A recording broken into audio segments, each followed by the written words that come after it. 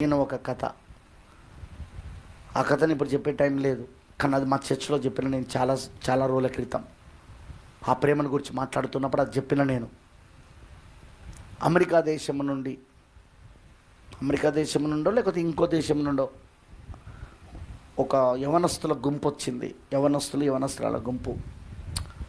వాళ్ళు ఆర్ట్ నేర్చుకోవడానికి వచ్చారు.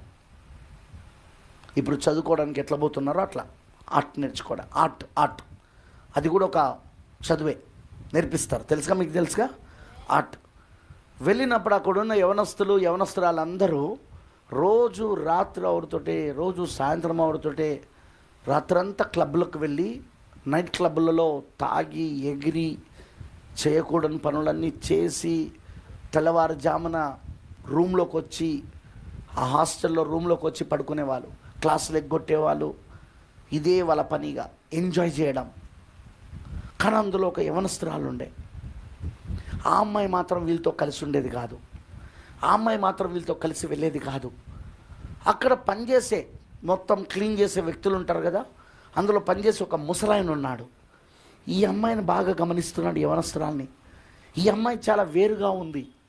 ఈ అమ్మాయి ఎందుకో వాళ్ళతో కలవట్లేదు. ఈ అమ్మాయి రోజు సాయంత్రం అవుతుంటే వాళ్ళందరూ క్లాసులు అయిపోయాక రోజు సాయంత్రం అవుతుంటే క్లబ్లకు వెళ్తే, నైట్ క్లబ్లకు వెళ్తే తిని తాగి ఎగరడానికి, వ్యభిచరించడానికి, ఎంజాయ్ చేయడానికి, ఈ అమ్మాయి మాత్రం ఆ బంగ్లా పైకి ఎక్కి, ఆ బిల్డింగ్ పైకి ఎక్కి, ఆ సూర్యుడు ఉదయిస్తూ ఉంటే చూస్తూ కన్నీళ్ళు గార్చేది. కన్నీళ్ళు. వింటున్నారా? రోజు ఈ తతంగం జరుగుతున్నది. రోజు ఈ ముసలాయన చూస్తున్నాడు. ఆయన ఎవరంటే హౌస్ కీపింగ్, అక్కడంతా శుభ్రం చేసేవాడు. ఒకరోజు ఇక ఉండబెట్టుకోలేక వెళ్ళి అమ్మాయిని అడిగాడు. ఓ సాయంత్రం అక్కడ బిల్డింగ్ పైకి వెళ్ళి, అమ్మాయి, నువ్వు మిగతా అమ్మాయిలలాగా అబ్బాయిలాగా నువ్వు లేవు, నువ్వు చాలా వేరుగా ఉన్నావు వాళ్ళందరిలో. నిన్ను మొదటి నుండి గమనిస్తున్నా, ఇక్కడికి వచ్చిన కాడ నుండి, మీరందరూ వచ్చిన కాడ నుండి. నువ్వు ఎప్పుడు నైట్ క్లబ్లకు వెళ్తలేవు, నువ్వు ఎప్పుడు తాగట్లేదు, నువ్వు ఎప్పుడు ఇతర పురుషులతో నైట్ క్లబ్లో డ్యాన్సులు చేయట్లేదు, అవాంఛనీయమైన కార్యాలు, పాపపు కార్యాలు నువ్వు వాళ్ళతో పాటు చేస్తలేవు. నువ్వు చాలా ప్రత్యేకంగా ఉంటున్నావు. వాళ్ళు సాయంత్రం క్లాసులు అయిపోతుంటే వాళ్ళు నైట్ క్లబ్లోకి వెళ్ళిపోతే, నువ్వు మాత్రము ఇక్కడ బిల్డింగ్ పైకి వచ్చి ఆ సూర్యుడు అస్తమిస్తుంటే దాన్ని చూస్తూ చాలాసార్లు నీ బుగ్గల పైన నీళ్లు గారడం నేను చూశాను, నీ కళ్ళలో నుండి నీళ్ళు రావడం. ఏంటిది, విషయం ఏంటిదని అడిగాడు.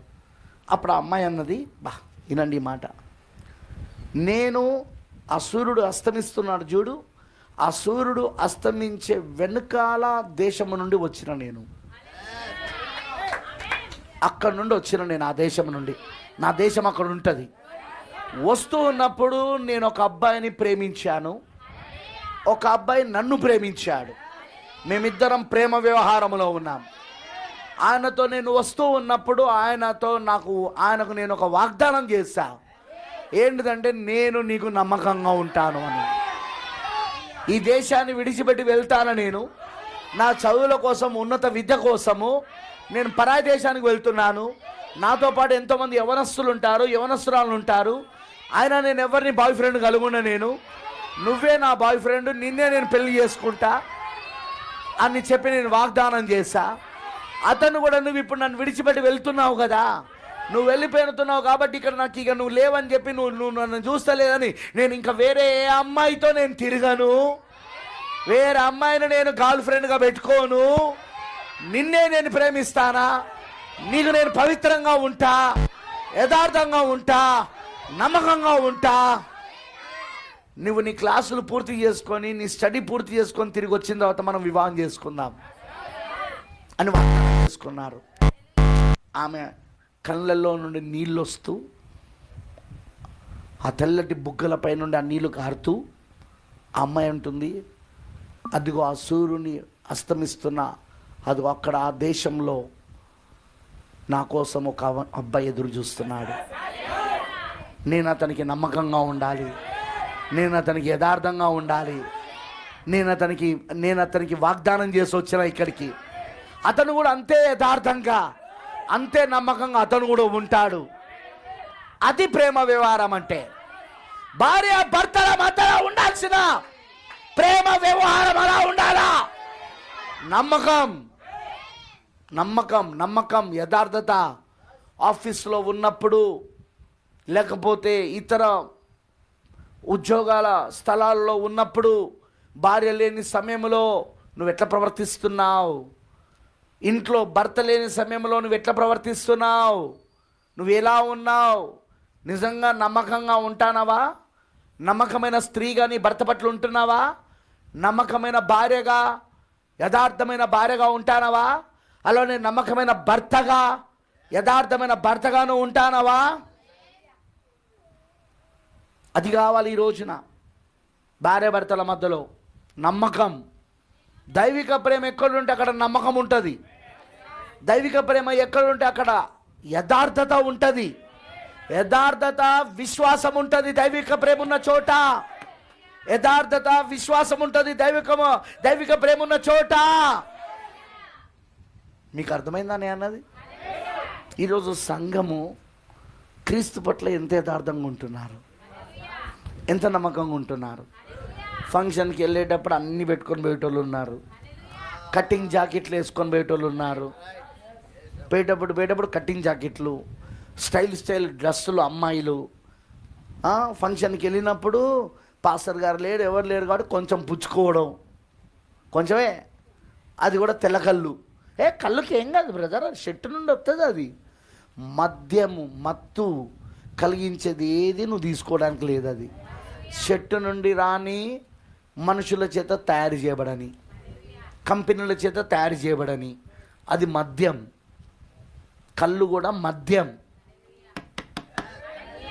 కళ్ళు కూడా మద్యం, మత్తు. వింటున్నారా? మత్తు పదార్థాలు తీసుకోవద్దని ఉంది బైబిల్లో. నువ్వేం చేస్తావు? పాస్టర్ లేడు, కొంచెమే కళ్ళు తాగిన, కొంచెమే. అక్కడ మా విశ్వాసులు లేరు, కొంచెమే. సరే పాస్టర్ లేడు, విశ్వాసం లేదు, మన దేవుడు ఉన్నాడుగా, దేవుడు చూస్తున్నాడుగా నిన్ను.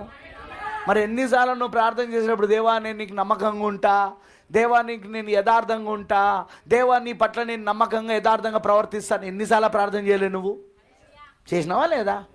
మరి ఏది నీ మాట ఎందుకు నిలబెట్టుకోవట్లేదు? అది మనం చూడాలి, అది మనం గమనించాలి. నేటి కాలంలో ఎట్లున్నారు? ఇక్కడ ప్రార్థన చేశాడు, ప్రభువా నేను నీకు నిజంగా నమ్మకంగా ఉంటా, నిజంగా నేను ప్రేమిస్తానయ్యా, నేను నిజంగా నీకు యథార్థంగా ఉంటానయ్యా అంటావు. మళ్ళీ వెళ్ళి ఏం చేస్తున్నావు? సెల్ ఫోన్లో ఏం చూస్తున్నావు? సెల్ ఫోన్లో ఏం చూస్తున్నావు? దేవుడు నిన్ను చూస్తలేడా? అయ్యో మీ ఆయన చూస్తలేడేమో, అయ్యో మీ ఆవిడ చూస్తలేదేమో, అయ్యో మీ అమ్మ నాన్న చూస్తలేదేమో, కానీ నువ్వు వాగ్దానం చేసిన దేవుడు చూస్తున్నాడు కదా. నువ్వు ఎవరికి వాగ్దానం చేస్తావు? వాళ్ళ దేవుడు చూస్తున్నాడుగా. చూడకూడని దృశ్యాలు ఎందుకు చూస్తున్నావు నువ్వు? చేయకూడని స్నేహాలు ఎందుకు ఫేస్బుక్లో చేస్తున్నావు నువ్వు? ట్విట్టర్లో చేస్తున్నావు. ఫేస్బుక్, ట్విట్టరు, ఇన్స్టాగ్రాము, తర్వాత వాట్సాప్.